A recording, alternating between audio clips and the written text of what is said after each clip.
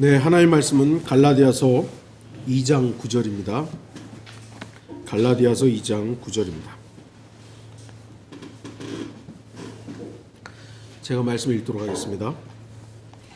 기둥같이 여기는 야고보와 게바와 요한도 내게 주신 은혜를 알고서 나와 바나바에게 친교의 악수를 하였으니 이는 우리가 이방인들에게로 가고 그들은 할례자들에게로 감이라.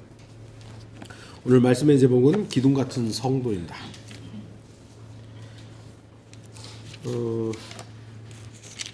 지역 교회는 특별합니다.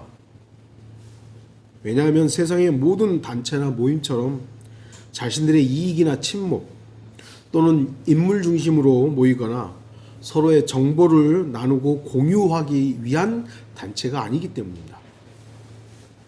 지역교회는 주님께서 자신의 피값으로 사신 성도들의 모임으로 피로 사신 독특한 사람들을 세상으로 불러내어 따로 성별시킨 고귀하고 소중한 모임이기 때문입니다. 교회를 헬라어로 에클레시아라고 하죠. 그렇게 부르는 이유는 분명합니다. 불러냄을 받은 사람들의 모임이라는 뜻이 바로 에클레시아입니다. 불러냄을 받았다는 거죠. 그래서 이렇게 모이도록 한 것, 그것이 바로 에클레시아입니다. 말 그대로 성별되고 구별되었다는 겁니다. 그렇다면 교회가 어디로부터 불러냄을 받은 것입니까? 어디로부터? 분명합니다. 세상으로부터입니다. 세상으로부터 불러냄을 받아서 이렇게 모이게 한 것이죠. 그리고 여기서 끝나는 것이 아니라 또 세상으로 나가야 되는 거예요. 그리고 또 불러냄을 받고 나갔다가 다시 모이고. 하나님께서는 분명히 교회를, 성도들을 세상으로부터 구별하시고 하나님의 거룩한 사역을 위임하심으로써 주님의 일을 하도록 했습니다. 그래서 지역교회는 세상 일에 참여하지 않습니다. 교회는 세상 일을 하는 게 아니에요. 그래서 교회 이름으로 정치적인 일을 하는 게 아닙니다. 개인적으로야 뭐 할 수 있겠지만, 국회의원도 할 수 있고, 지방의회 할 수도 있겠지만, 교회라는 이름으로는 세상 일을 참여하는 게 아니에요. 사업을 하는 것도 아니에요. 교회는 특별하며 소중하고 고귀합니다. 세상 그 어느 집단이나 단체나 모임도 하나님의 일을 하거나 심지어는 흉내 낼 수도 없습니다. 교회, 하나님께서 불러냄을 받은 성도들의 그 모임이 교회를 통해서 하나님께서는 이 시대에 하나님의 일을 합니다. 민족적으로 보면 유대인들은 하나님께서 그 이방인들로부터 불러냄을 받았잖아요. 선택된 백성이잖아요. 그 선택된 백성들을 통해서 하나님께서는 자신의 능력들을 이방인들에게 보여준 거예요. 지금은 이 시대는 유대인들을 통해서 그 일을 하는 것이 아니라 바로 그리스도인, 지역교회, 성도 개개인을 통해서 하나님의 일들을 보여주고 있는 것입니다. 오직 하나님의 교회만이 하나님의 사역을 할 수 있습니다. 그래서 성경을 믿는 지역교회는 매우 소중합니다. 그렇기 때문에 마귀는 이러한 하나님의 교회를 가만히 놔두지 않는 것입니다. 마귀는 성경을 믿는 지역교회를 파괴하기 위해 지속적으로 흔들고 시련을 주고 서로를 불신하게 만들며 거짓말과 시기와 불평을 하게 만듭니다. 또한 마귀는 계속해서 독보리를 뿌리고 죄가 자라도록 수많은 속임수를 사용합니다. 이러한 모습은 일반 교회의 육신적인 모습을 말하는 것이 아니라 성경을 믿는 지역교회 역시 얼마든지 나타날 수 있는 현상임을 말하는 것입니다. 우리가 그 경험을 했잖아요. 소위 말하는 성경대로 믿는 교회인데 우리 교회의 어려움을 지금 말하는 것이 아니라 보세요. 소위 말해서 이 땅의 최초의 신약교회라고 얘기했던 성경 침례교회. 그 모습을 저는 자랑스러워했어요. 정말로. 여러분도 그랬을 거고.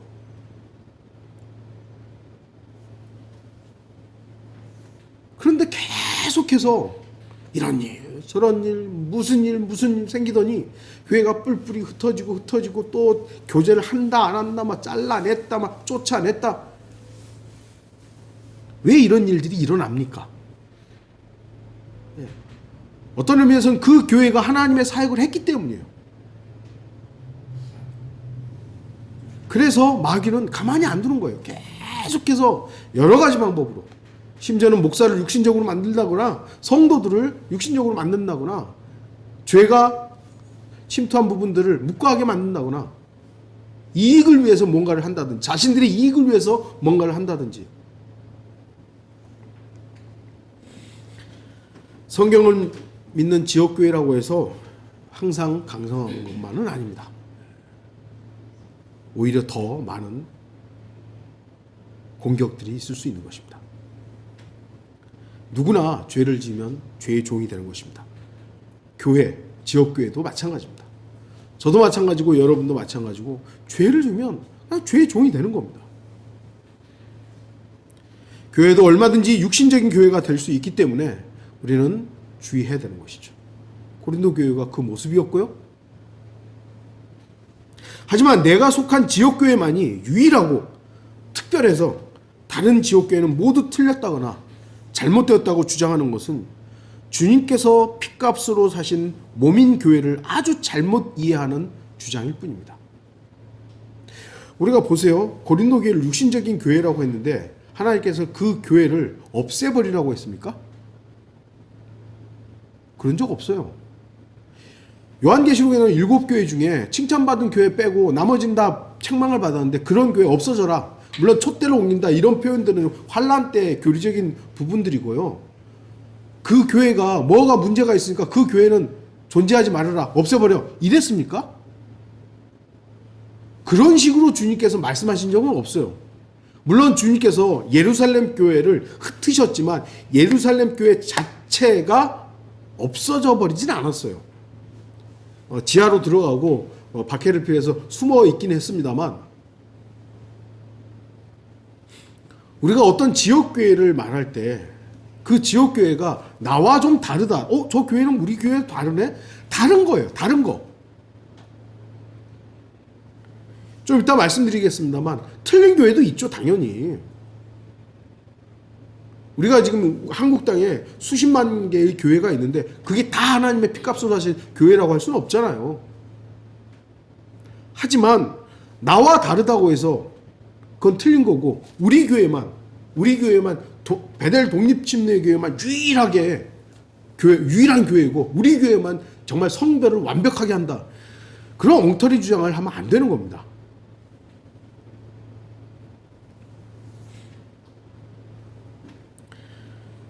다시 말씀드리지만 물론 이 세상에 있는 모든 지역교회들이 주님의 핏값으로 사신 교회라고 할 수는 없습니다. 그러나 우리 교회와 다르고 주장하고 실행하는 바가 조금 다르다고 해서 다른 지역교회는 모두 틀렸다고 주장하는 것은 주님을 기쁘시게 하는 것이 아니라 오히려 마귀를 기쁘게 하는 주장일 뿐입니다. 여러분들 우리 교회 예를 들은 거예요. 우리 교회 잘 다니다가 어느 지역교회로 목사가 마음에 안 들어요. 그건 바람직한 모습은 아니지만 교회를 옮겼어요. 그럼 여러분 어떻게 해야 됩니까? 옛날 같으면 저주했겠죠. 저는 그러지 마십시오. 축복을 빌어주십시오. 복을 빌어주고 그것에 더 믿음 생활 잘하시고 더 주님을 사랑하십시오. 그게 그리스도인의 모습은 아닐까요?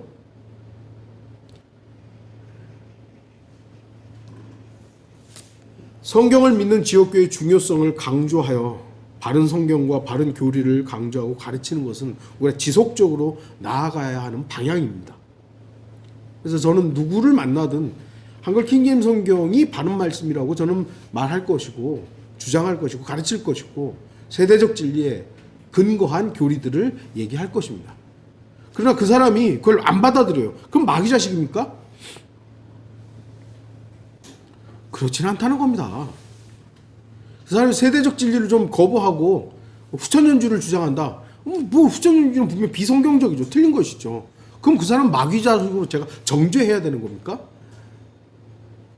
저는 그렇게 생각하지 않는다는 겁니다. 이제 정중하게 그것은 비성경적이고 그건 잘못된 교리입니다. 성경에 비춰봤더니 전천주의가 옳습니다. 근데 그 사람은 받아들이지 않아요. 그냥 알았습니다. 그럼 나중에 우리 또 얘기하죠. 커피 마시고 있으면 계속 커피 마시면 돼요, 좀. 왜 그걸 뛰쳐나옵니까? 우리 교회만 유일하고 우리 교회만 성별된 교회라고 주장하는 것은 오히려 이단적 가르침입니다.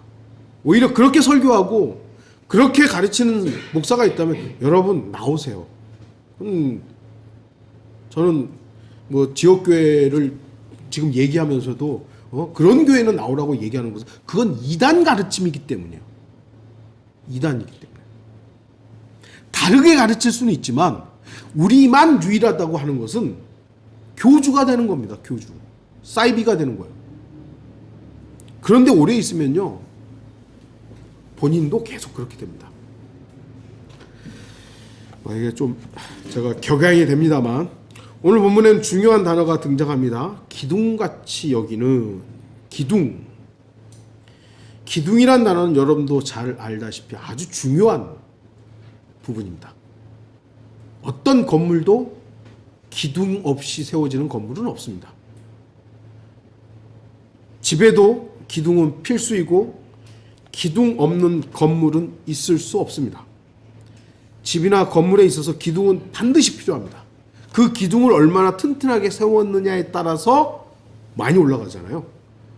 우리나라에서 제일 높은 빌딩이 그 롯데타워잖아요. 야, 그거 어떻게 지었는지 저도 한번 올라가 봤는데 밑에 보니까 가득하더라고요. 저 멀리까지, 그날 저희들이 간 날은 좀 멀리까지 볼 수 있는 날이라서 저 멀리까지 보니까 대단하더라고요. 근데 중동에 있는 무슨 건물 이름, 두바이에 있는 그 건물들은 롯데타워보다 더 높잖아요. 그게 이제 바벨탑인데, 하나님께서 사실 흔들면 그냥 끝장날 것들이지만 하나님께서 놔두시는 이유도 있겠죠. 그래서 기둥 같다는 말을 사용하는 것은 중요하고 소중한 사람에게 사용할 수 있는 단어입니다. 나의 형제 참 우리 교회 좀 신실한 형제고 이 자매님이 신실한 자매고 참 기둥의 역할을 한다. 아무에게나 기둥 같다라고 말을 하지 않을 거 아닙니까? 사도 바울은 3명을 기둥같이 여기는 사람이라고 부르고 있습니다. 야고보, 게바, 베드로죠. 요한. 이들은 실제적으로도 중요한 그리고 신실한 일꾼들이었습니다. 이들의 면면을 살펴보면 이들은 말 그대로 기둥 같은 사람들이었습니다. 우리는 이 3명의 성도들을 통해 어떤 사람들이 교회에 기둥 같은 사람인지를 살펴볼 것입니다. 이러한 모습들을 통해서 우리 자신도 지역교회의 기둥 같은 성도들이 되어야 할 것입니다. 야고보가 나오죠. 야고보는 12사도의 그 야고보가 아닙니다. 사도 야고보는 이미 AD 42년경에 헤롯 왕에 의해서 목배임을 당해 순교했습니다. 그래서 본문에 나오는 이 야고보는 이 본문이 기록된 갈라디아서에 나와 있는 이 시기가 AD 64년경이기 때문에 본문의 야고보는 사도 야고보가 아니라 예수 그리스도의 형제였던 야고보라고 할 수 있습니다. 이미 주의 동생 야고보는 처음에는 예수님 동생들 다 예수님 좀 멀리 했잖아요. 그런데 그 형제 가운데 이 야고보는 적극적으로 아마 지역교회, 초대교회에 참여를 했던 것 같습니다. 그래서 예루살렘 교회에 중요한 역할을 하고 있었습니다. 사도행전 15장 13절 그들이 잠잠해진 후에 야고보가 대답하여 말하기를 형제 여러분 내게 경청하라. 야고보는 이방인들에게 신약 지역교회의 지침을 내리는 자리에서 대표적인 역할을 하고 있었습니다. 저는 야고보와 같은 성도가 될 것을 말씀드립니다. 이것은 지역교회 결정에 모두 참여해서 자신의 의견을 개진하고 자기 주장을 펼치라는 그런 말을 하는 건 아닙니다. 지역교회에는 교회 운영을 위해 권위를 가진 감독이 있기 때문에 지역교회의 중요한 결정은 감독과 집사 그리고 뭐 어떻게 보면 운영위원들이라고 할 수 있죠. 그들이 교회의 중요한 일들을 결정합니다. 지역교회 회원들은 그것이 성경적인 결격 사유가 없는 한 자신의 의견과 다르다고 해도 순종해야 하며 그 결정에 대해서 불만을 표하지 말아야 합니다. 그것이 주님께서 주신 영적 권위에 순종하는 성도의 건강한 모습이기 때문입니다. 내 생각과 다르다고, 내 주장과 다르다고 인위적인 방법을 동원하는 것은 결코 성경적이지는 않습니다. 주의하십시오. 교회는 민주주의가 아닙니다. 교회는 어떻게 운영해야 됩니까? 성경에 규정해 놓지는 않았어요. 그러나 성경적으로 보니까 회중교회더라 이거예요. 회중교회. 어떤 대표자는 있습니다만 감독이 있었고 여러분들 알다시피 목사와 장로들이 있었고 장로회가 있고 그런데 예루살렘 교회를 보니까 성도들의 의견들이 다 취합이 됐던 거예요. 그러다 보니 회중교회의 모습이 가장 바람직하겠다라는 것이지 회중교회만 정답이다라고는 할 수 없어요. 왜냐하면 지역교회 특성들이 다 달랐기 때문입니다. 예루살렘 교회는 초대교회로서 첫 번째 어떻게 보면 지역교회였잖아요. 사람들이 많이 모이다 보니까 너무 사람들이 많아진 거예요. 그래서 어떻게 보면 대표자들, 집사들도 필요하게 됐던 것이고 여러 상황들이 있는 것입니다. 우리가 뭐 장로교는 틀렸습니다. 감리교는 틀렸습니다.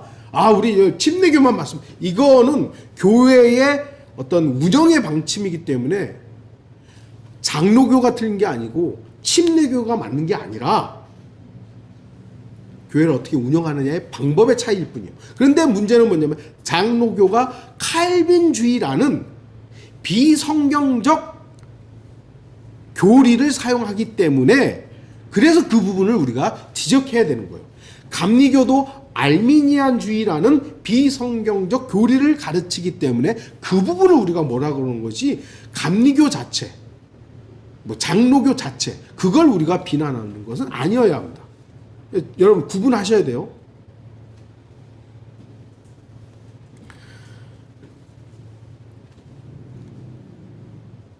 야고보는 다른 지역교회 특히 이방인들의 그 교회에 있었던 문제를 알고 있었고 그들에게 어떤 것들이 필요한지도 알고 있었습니다. 야고보는 다른 교회의 문제라고 해서 모른 척하지 않았으며 적극적으로 문제 해결을 위해 나섰습니다. 저와 여러분도 다른 지역교회와 성도들의 문제를 자신의 문제처럼 관심을 가지고 그 문제들의 해결을 위해 힘써야 됩니다. 물론 우리가 다른 지역교회의 문제를 직접적으로 간섭해가지고 이렇게 해라 저렇게 해라 지역교회 독립교회들인데 우리 교회와 다르니까 이렇게 하세요 저렇게 하세요 그럴 수는 없습니다만 지역교회 어떤 문제들이 발생했을 때 우리가 조언할 수 있다면 조언하고 그리고 기도해야 되는 것이죠. 그렇게 관심을 가져야 되는 거예요. 여러분들이 교회에 어떤 문제가 일어났어요. 그러면 그건 뭐 알아서 하시겠지. 목사님이 알아서 하시겠지가 아니라 여러분들이 관심을 가져야 돼요. 그리고 여러분의 의견을 충분히 말해야 됩니다. 저는 이렇게 생각합니다. 저렇게 생각합니다. 그런데 우리 교회 지금 그러고 있잖아요. 교회 전체적인 제가 물어보잖아요. 그래서 의견이 하나가 됐어요. 그런데 나는 그거 마음에 안 들어요.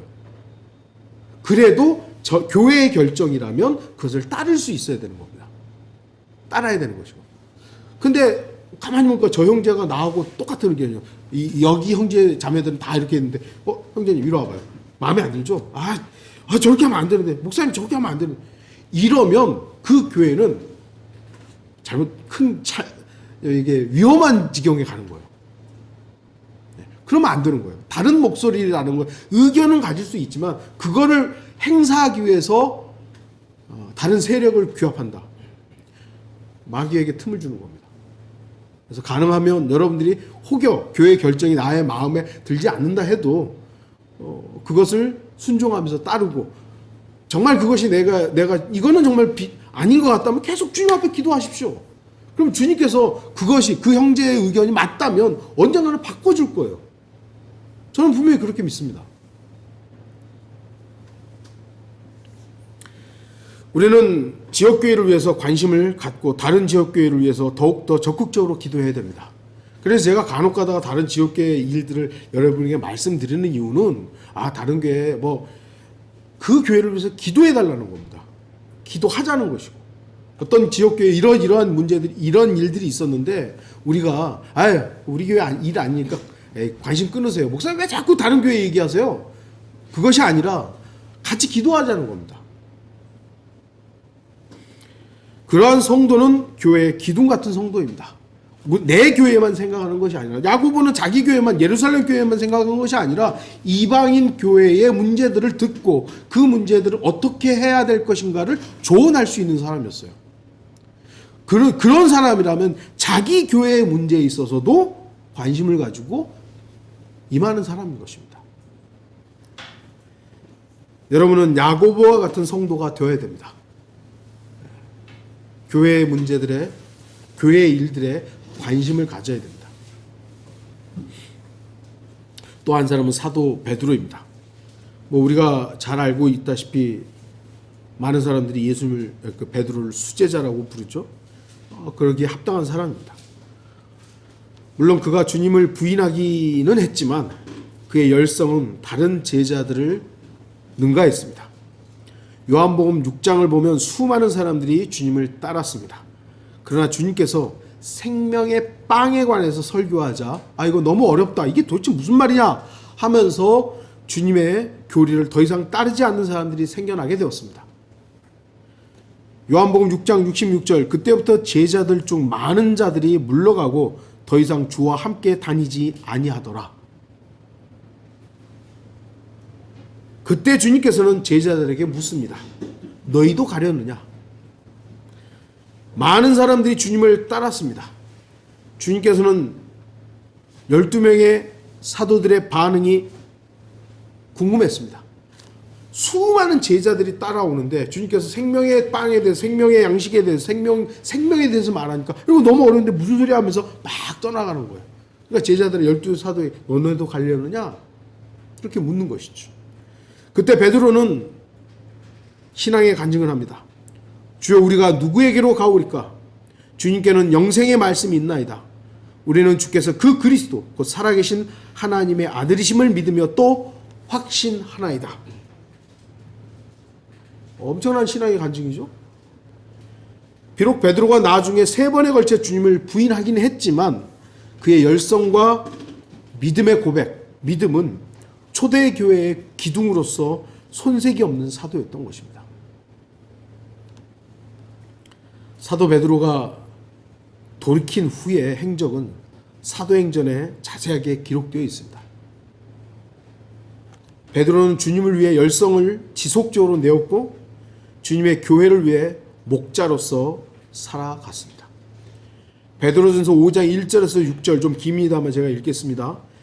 내가 너희 가운데 있는 장로들에게 권하노니 나도 장로된 자요 그리스도의 고난의 증인이며 또한 장차 나타나게 될 영광에 동참하게 될 자라.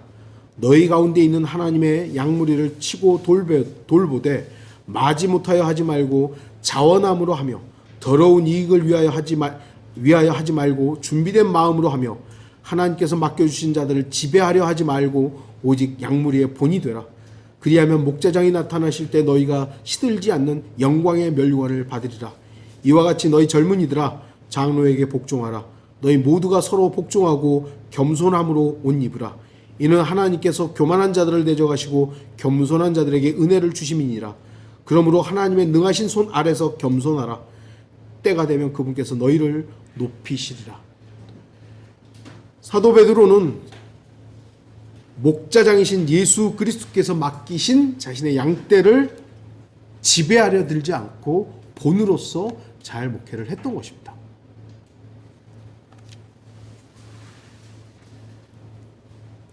우리가 간증 시간을 갖지 않아요? 간증이 왜 필요하냐면 어떠한 사람의 믿음의 간증은 나의 마음에 있는 것들을 동의를 일으키는 거예요. 그 얘기를 안 들었으면 내가 그 순간은 뭐 다른 얘기 할 거 아니에요. 그런데 우리가 간증 시간 뭐 이렇게 교제 시간에 어떤 형제, 어떤 자매의 귀중한 간증이 있어. 그러면 내가 동의가 되는 거예요, 거기에. 아멘. 아멘. 그 순간 나도 그 간증에 참여하게 되는 겁니다. 베드로가 주는 그리스도신데 우리가 어디로 갑니까 했을 때 12사도 나머지 11명은 가만히 있었겠어요? 저도요. 그러니까 안 떠났죠. 떠난 사람들은 그 얘기를 듣지도 못했고 거기에 참여도 못한 겁니다. 그래서 간증은 굉장히 소중해요. 뭐 없는데 억지로 쥐어짤 건 아니지만 그래서 우리의 그 교제 시간을 여러분들이 좀 잘 사용하고 여러분이 주님을 높일 수 있는 어떤 귀중한 마음이나 그런 표현들을 좀 더 적극적으로 할 수 있었으면 하는 것이 저의 개인적인 마음입니다.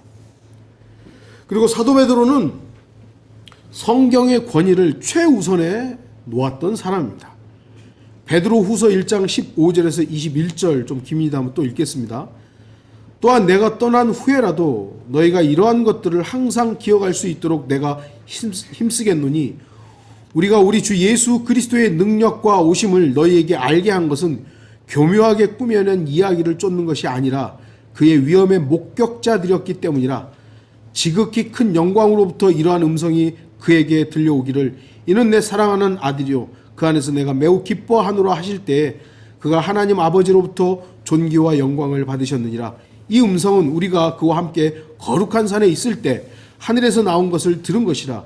우리에게 더 확실한 예언의 말씀이 있으니 날이 새어 샛별이 너희 마음에 떠오르기까지 너희가 어두운 곳에서 빛나는 빛에 주의하듯 이 예언의 말씀에 주의하는 것이 잘하는 것이니라. 먼저 이것을 알지니 성경의 어떤 예언도 사사로운 해석에서 나온 것이 아니니 예언은 예전에 사람의 뜻에서 나온 것이 아니오 오직 하나님의 거룩한 사람들이 성령으로 감동을 받아 말한 것이니라. 특히 사도 베드로는요, 변형산에서 예수 그리스도의 변형되는 모습을 봤던 사람입니다. 그리고 심지어는 하나님의 음성도 들은 사람이에요. 야, 아마 이런 간증은 이 시대는 돈벌이가 엄청 될 겁니다. 그런 사람들 많잖아요. 자기가 뭐 하늘나라 보고 왔다, 지옥 보고 왔다, 그럼 돌아다니면서 교회 돌아다니면서 후원금 받는 사람들 많습니다. 지금도. 근데 만약에 이렇다면 어땠을까요? 그런데 사도 베드로는 자기가 보고 경험한 것보다도 더 확실한 예언의 말씀이 있다는 거예요. 하나님의 말씀. 이 예언의 말씀은 사람에게서 나온 것이 아니라 성령으로 감동을 받아 나온 것이다. 그래서 이 말씀에 주의하는 것이 잘하는 거다. 내 경험 중요하죠. 개인에게는 참 소중한 경험이죠. 그러나 그것으로 사람들에게 자기의 권위를 말하지 않았어요. 하나님의 기록된 말씀으로서 권위를 삼으라는 거죠. 얼마나 귀중한 사람입니까? 그렇기 때문에 사도 베드로는 기둥같이 여겨지는 사람인 거예요. 오늘날 기독교가 이상하게 변질이 돼가지고 목사들이 예언을 한답시고 헛소리하고 있고 어느 날 갑자기 어떤 성도가 자기 예언기도 받았다고 와가지고 간증하고 막 이런 일들이 지금 비일비재합니다. 우리는 조금 좀 동떨어져 있어서 그렇지 그런 일이 안 일어나는 것 같잖아요. 근데 기독교 신문 보잖아요. 옛날보다 더 많이 있습니다. 사실은 우리가 좀 동떨어져 있어서 그런 일이 없는 것처럼 느껴질 뿐 더 많이 지금 발생하고 있습니다. 목사들은 뭐 갑자기 뭐 말씀 카드 준다면서 이게 당신의 말씀 카드라고 그런 일들이요 지금 비일비재하다니까요.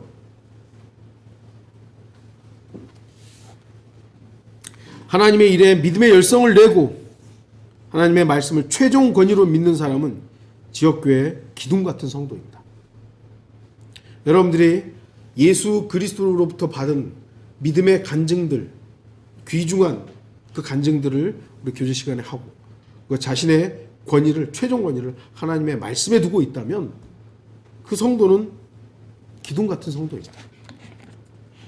저와 여러분은 베드로와 같은 성도가 되어야 됩니다.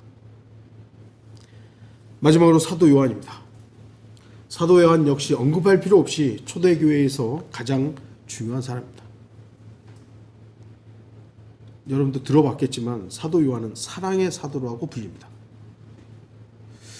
아마도 그 초대교회 교회사를 보면 그나마 가장 오래 산 사람으로 기록된 것이 사도 요한으로 알려져 있어요. 나머지 사도들은 뭐 이제 교회사에서 정확하게 기록되어 있지 않고 약간의 야사처럼 어디에서 순교하고 어디에서 순교하고 알려져 있습니다만 사도 요한이 그래도 자연사한 것처럼 이렇게 돼 있어서 제일 오래 산 것 같아요. 사도 요한이 처음부터 이렇게 사랑의 사도였습니까? 아니잖아요. 얼마나 격정적인 사람이고 얼마나 성질 급한 사람이었는데요. 저 사람들 다 쉽게 얘기해서 죽여버릴까요? 했던 사람이에요. 천둥의 아들들이었죠. 그런데 이 사도가 왜 나이가 많아지고 이제는 점점 원로가 되면서 왜 사랑의 사도라고 불렸겠습니까? 말만 한 게 아니기 때문입니다. 삶으로서 실제로 사랑했고 교회 내에서 서로 사랑하는 일들에 강력한 본을 보였기 때문에 그런 말들이 사랑의 사도라고, 사랑의 사도라고. 그리고 자신의 서신서에서 사랑을 강조하는 권면의 말씀을 강력하게 남겼기 때문입니다. 하나님께서는 사도 요한을 통해서 이것이 바로 하나님의 사랑이다라고 남기셨어요. 요한일서 거기에는 하나님은 사랑이시니 하면서 쭉 나오죠. 한번 읽어볼게요. 요한일서 4장 7절에서 12절 사랑하는 자들아 우리가 서로 사랑하자. 이는 사랑이 하나님께 속한 것이기 때문이라. 사랑하는 사람은 누구나 하나님께로부터 태어났으며 또 하나님을 아느니라. 사랑하지 아니하는 자는 하나님을 알지 못하나니 하나님은 사랑이시기 때문이라. 우리를 향한 하나님의 사랑이 이렇게 나타났으니 곧 하나님께서 그의 독생자를 세상에 보내신 것은 우리로 그를 통하여 살게 하려 하심이라. 여기에 사랑이 있으니 우리가 하나님을 사랑한 것이 아니요 그분이 우리를 사랑하시고 그의 아들을 우리 죄들을 위하여 화목제물로 보내신 것이라. 사랑하는 자들아 하나님께서 이처럼 우리를 사랑하셨으니 우리도 서로 사랑하는 것이 마땅하도다. 어느 때에도 하나님을 본 사람은 아무도 없으나 우리가 서로 사랑하면 하나님께서 우리 안에 거하시고 그의 사랑이 우리 안에서 온전해지느니라.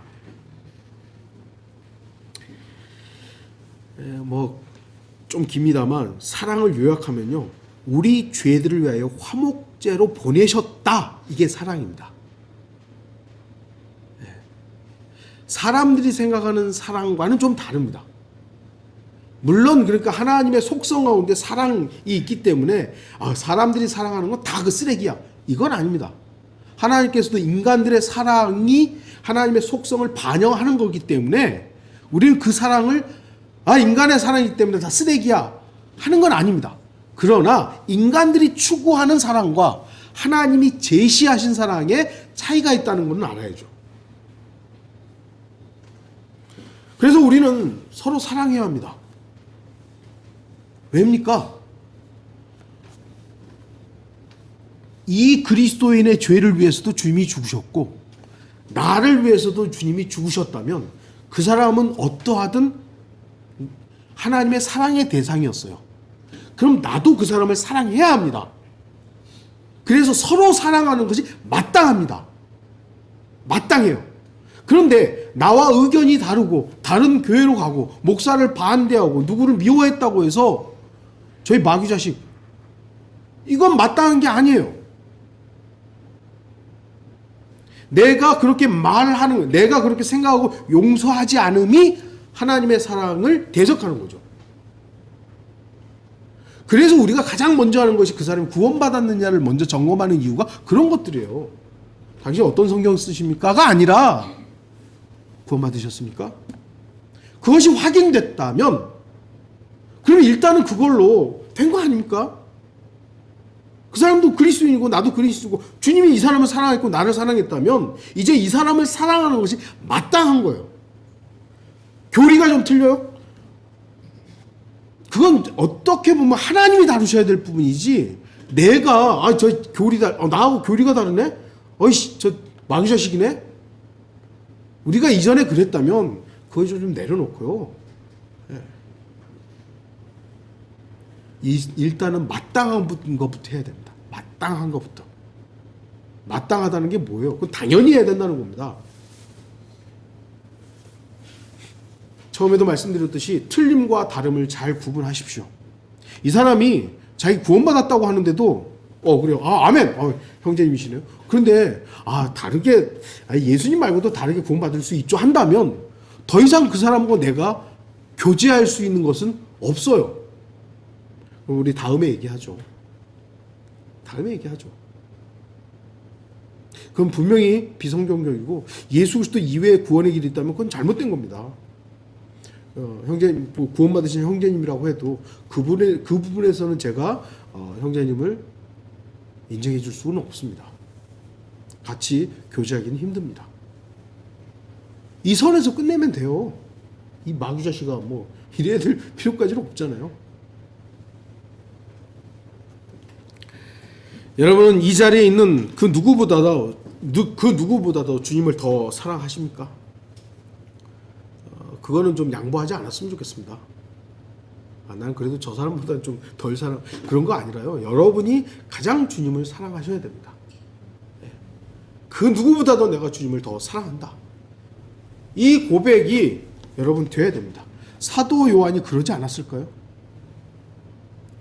주 하나님, 곧 주 예수 그리스도를 최우선적으로 사랑하는 사람은 지역교회 기둥 같은 사람입니다. 하지만 우리가 예전에 경험해봤지만 목살 지키려고 난리더라고요. 아이고 우리 목사님 심지어는 이 교회 건물을 지키려고 막 몸싸움 하고 막 몽둥이 들고 쇠파이프 들고 그것을 예수 그리스도의 사랑으로 착각하는 거예요. 초대교회가 로마 군인들이 칼 들고 막 창 들고 왔을 때 왜 도망갑니까? 예루살렘 성전을 지켜야 될 이유가 없기 때문이에요. 여러 가지가 있었습니다만 어쨌든 우리가 지켜야 될 것은 예수 그리스도 진리이지 사람이 아닙니다.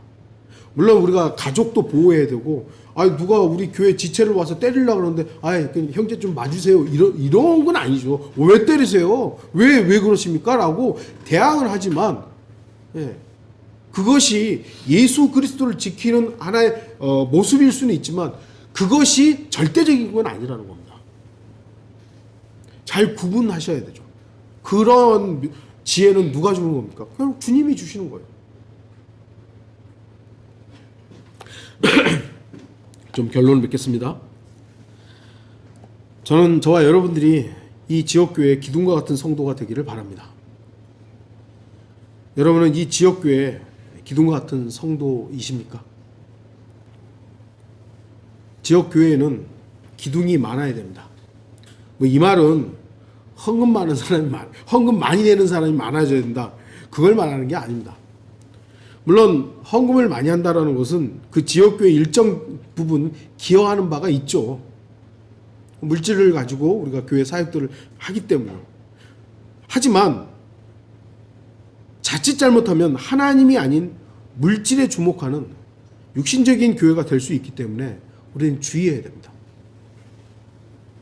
제가 요즘에는 우리 성도들이 11조를 하는지 헌금을 하는지 안 물어보잖아요. 물어보지도 않고 우리 이제 자식들한테는 너 왜 헌금 안 해? 이렇게는 합니다만 여러분들한테 그런 거 안 물어보잖아요. 하라 말아도 안 하잖아요. 왜요? 그거는 기쁨으로 감사함으로 하는 것이지 다시 말해 의무가 아니기 때문입니다. 자칫 잘못하면 제가 거기에 관심을 갖게 되면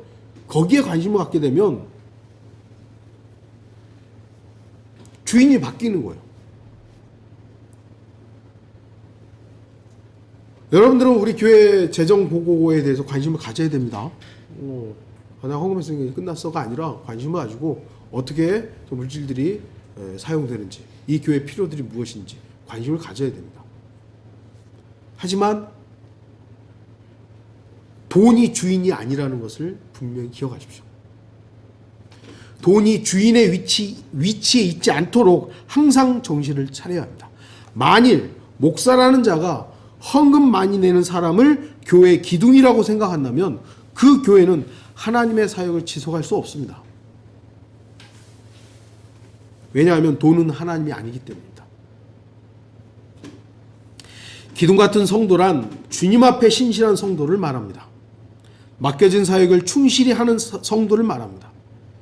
기둥 같은 성도란 주님의 일에 열정적인 성도를 말합니다. 혼들을 이겨오고 성도들을 섬기고 이러한 데 열심을 내는 성도를 말하는 것입니다. 기둥 같은 성도란 성경을 최고의 위치에 놓는 성도를 말합니다. 오직 성경 앞에서만 순종하고 복종하는 성도를 말합니다. 또한 기둥 같은 성도란 주님을 최우선적으로 사랑하는 성도를 말합니다. 여러분은 지역교회의 구경꾼이 되어서는 안 됩니다. 여러분 지역교회에 관심을 가져야 됩니다. 저는 이 건물에 대해서 관심을 가지라는 뭐 필요하죠. 뭐 쓰레기가 떨어져 있으면 여러분 주워야 되고 뭐 이런 것들은 있지만 건물을 뭐 크게 짓느냐 거기에 관심이 아니라 성도들에 대해서 관심을 가지셔야 돼요. 여러분이 야고보와 같이 지역교회의 모든 일에 직접적인 결정권을 가지고 결정 내리지는 못한다 해도 교회 운영에 최소한의 관심이 있어야 하고 교회의 운영을 위해 기도할 수 있어야 됩니다. 어떤 지역에 선교를 할 것인가 또는 누구에게 후원을 할 것인가 이런 것들을 제가 여러분에게 물어보는 이유는 여러분에게 최소한 관심을 유도하기 위해서 목사님 알아서 하시겠죠가 아니라 여러분들은 여러분이 낸 헌금이 어떻게 사용되는지에 대해서 관심을 가져야 돼요.